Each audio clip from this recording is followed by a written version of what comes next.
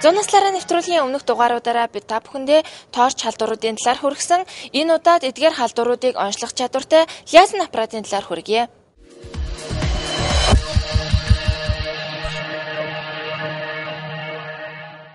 Торчын хурц халдвар ихэнх тохиолдолд өвөрмөц шинж тэмдэг илэрдэггүй байна. Хамгийн түгээмэл онцлогооны арга нь эсрэг бие тодорхойлох арга дээр тулгуурсан байдаг гэдгийг бид мэднэ. Италийн Дайсерант групп нь иммунологийн онцлогоогоор дэлхийд тэргүүлэгч бөгөөд торч халдваруудыг ялган онцлох иж бүрэн шинжилгээний аргыг боловсруулсан. За нийгэм болоод мэрэгчлэнүүд торч халдварын хор оршийн талаар тодорхой ойлголттой болсон энэ үед жирэмсэн болохоор төлөвлөж байгаа болон жирэмсэн болсон байгаа эхчүүд маань торч халдварын шинжилгээ хийх нь маш их ач холбогдолтой юм гэдгийг ойлгох хэрэгтэй. За бид урьдчилсан байдлаар шинжилгээнүүдийнхээ үр дүн харахад бол Азид өндөр тархалтай орнуудын дундчтай бол адилхан байна лээ. Гэхдээ бол энэ яг улс орныг хамарсан, нийт хүн амыг хамарсан ийм албан ёсны шинжилгээ бол одоохондоо хийгдээгүй байна, судалгаа хийгдээгүй байна. Тэгэхээр бид нар одоо мэргэжлийн байгууллагуудтай хамтарч энэ судалгааг хийхийг зорж байгаа. За ерөнхийдөө бол Азийн орнуудаас өндөр тархалтай орнуудын дундаж бол цитомегаловирусын халдвар бол 90% герпес вирусын тархалт бол бас мөн 90%. За рубелла буюу улаануудын вирусын тархалтны 70% байдаг гэдэг. Бид нар одоогийн байдлаар хийсэн шинжилгээний дүн маань ерөнхийдөө энэ батлаад байгаа.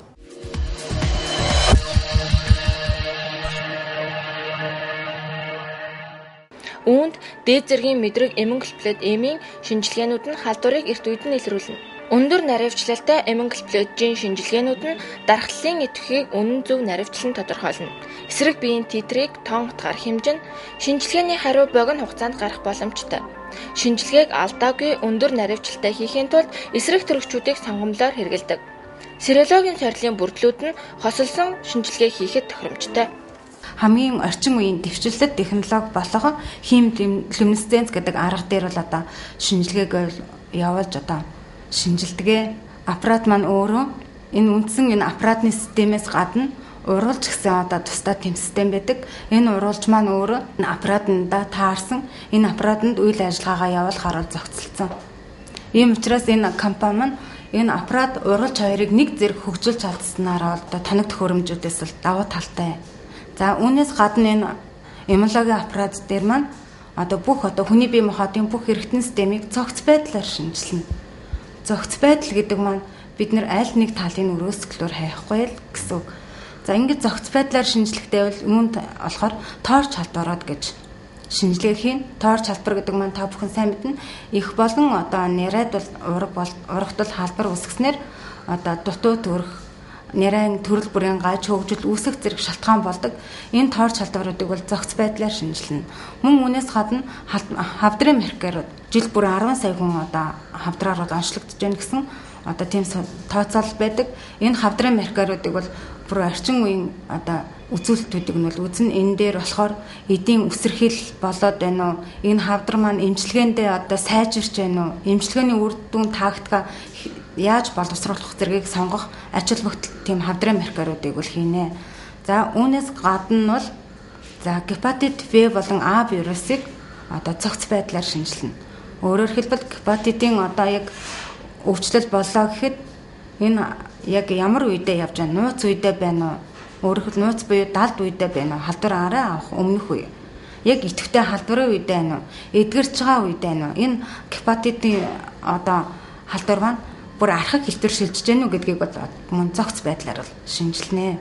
Лазер аппаратанд хийгдэх үзүүлэлтүүд яс эрдэс бамба булчирхай, автоиммуны өвчнүүд, гепатитын вирус, хавдрын маркер, нөхөн орчгийн гормон, зүрхний маркер, торч халдвар, цус багтаалт, даралт ихсэлт, чихрийн шижин, сепсис, Эпштейн-Баррын вирус, өсөлтийн хүчин зүйл, бүслүүр үлдийн вирус, бөөрийн дээд булчирхай, тэмбүү болон бусад талдварт өвчин.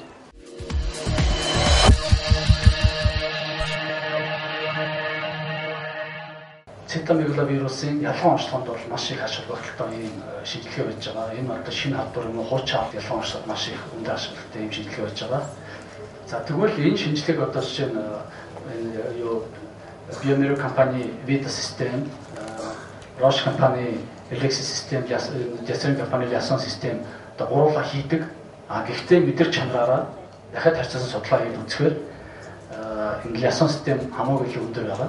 Торчийн серологийн шинжилгээнүүд нь мэдрэг, халдварыг эрт илрүүлэх, өвөрмөц, тодорхой бус байдлаас зайлсхийх, тоон үзүүлэлт, титрийн өөрчлөлтийг мэдэх боломжтой байх юм.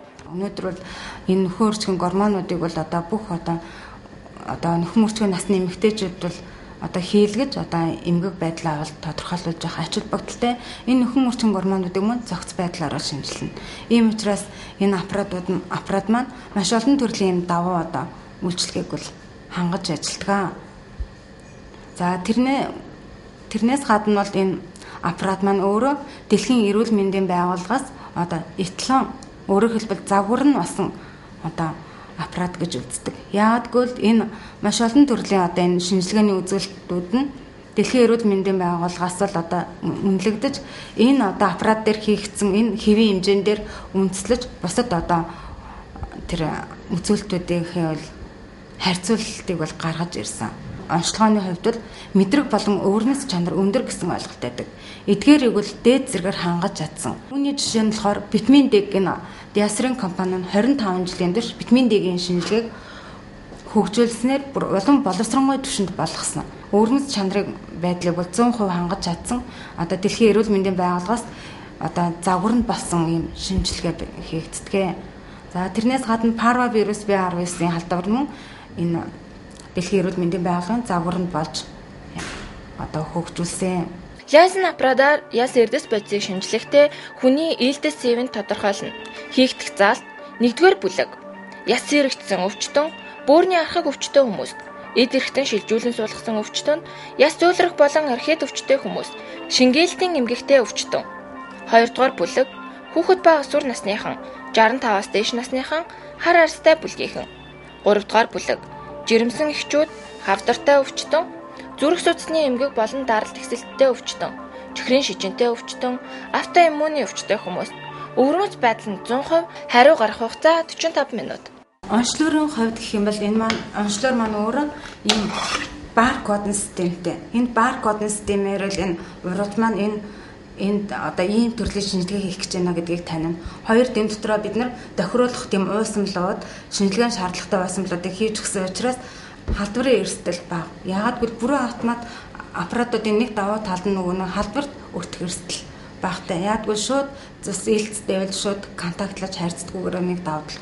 Мөн хоёрдугаар энэ уусмал найруулалт гэдэг маань бас асар том үйл ажиллагаа байдаг. Энийг найруулах шаардлагагүйгээр цаанаас юм бэлдээд ингээд нэг одоо ийм зохиц байдлаар ингээд гаргаснаар өмнө давуу талтай. За тэрнээс гадна энэ аппаратны энэ уусмалын заавар гэж бид нарт нэг ном шиг юм байх хэрэгтэй. Энэ дээр бол тийм биш. Цаанаас ингээд CD-гээр одоо уншигдаад энэ маань ийм CD-тэй энэ одоо жишээ ийм одоо гормоны шинжилгээ хийдэг. За ийм шинжилгээ хийж хахад ингэж анхаарах хэрэгтэй бид нэр аппаратанд энэ CD-г нь уншуулаад бүх мэдээлэлээ олоод авна гэсэн үг. Заавар гэл нэг ном шиг юм байхгүй. Одоо хэрэглэгчдэд маш одоо ийм хэлбэр байдлыг бол хангаж чадсанараа бас нэг давуу талтай. За тэгээд уруулж маань өөрөө энэ аппаратанда ажиллаж байгаа үед хөргүүрийн системтэй учраас энэ аппаратанд яг тавигдсан үед уусмалын нөгөө доктортой байдал алдагдана гэсэн ойлголт авахгүй. Энэ аппарат мөн хөргөчөнд байгаа юм шиг л давхар хөргүүрийн үйл ажиллагааг гүйцэтгэж байдаг. Ийм учраас уусмалын нөгөө доктортой байдал гэдэг маань маш чухал асуудал. Уусмал амархан бохирдож одоо яг шинжилгээнд шаардлагатай үйл ажиллагаагаа хэвэн явуулна л гэсэн үг. Жил бүр 10 сая хүн хавдраар онцлогдож байна. Элэг, уушиг, төрөв булчирхай, хөх, бүдүүн гэдэс хотоодны хавдар зонхилж байна. Лайсен аппаратаар хавдрын маркерыг шинжилгэнэ. Скрининг, онцлох, өвчний тавиланг тодорхойлох, эмчилгээг хянах, дараагийн алхмыг сонгох ач холбогдолтой. За эдгээрээс гадна бөөрийн дэд булчирхай буюу дотоод шүрлийн өөрчлөлтүүд л сүүлийн үед бол маш их түгээмэл болж байна. Энэ дотоод шүрлийн эмгэгүүдийн үед ялгардаг нөгөө адренокортикотропны гормон, за дигидроэпиандростерон сульфат гэдэг гормонуудыг мөн энэ аппарат маань зохиц байдлаар нь шинжилж одоо хийнэ. За мөн эдгээрээс гадна энэ Манай энэ аппаратаас юугаар даваа талтай гэвэл хариу бас харьцангуй маш богино хугацаанд гарна. Хариу богино хугацаанд гарна гэдэг маань 20-35 минутанд л шинжилгээний маань үр дүн гарт ямар түвшинд байна вэ гэдгийг илэрхийлжсэн. За тэрнээс гадна бид нар хүнээс одоо ямар сорьцсон дуг шинжилгээнүүдийг хийх вэ гэвэл одоо хүний одоо биений судаснаас авсан одоо цуснаас одоо ээлжсэн өнгөний ялгаж аваад хийж болно. Мөн зарим нэг үзүүлэлт маань шээс тарих нугасны шингэн гэсэн юм өрмөц юм одоо сорьцуудад мөн шинжилгээ маань хийгддэг.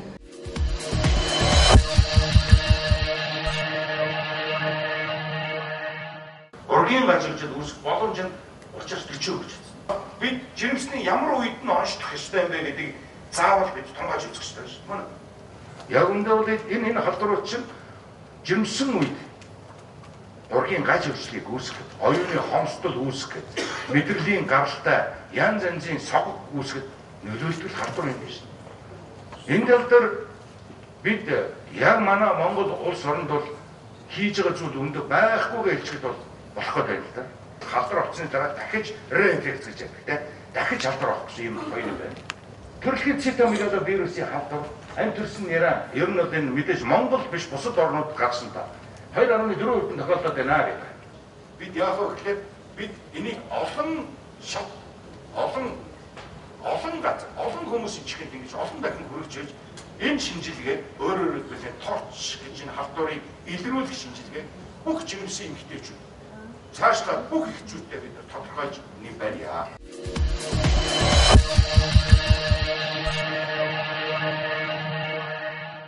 Зүүн наслаараа нэвтрүүлгийн өнөөдрийн дугаар өгөр өндөрлөж байна. Дараагийн дугаар хүртэл баяртай үзэгчтэй. Та зүүн наслаараа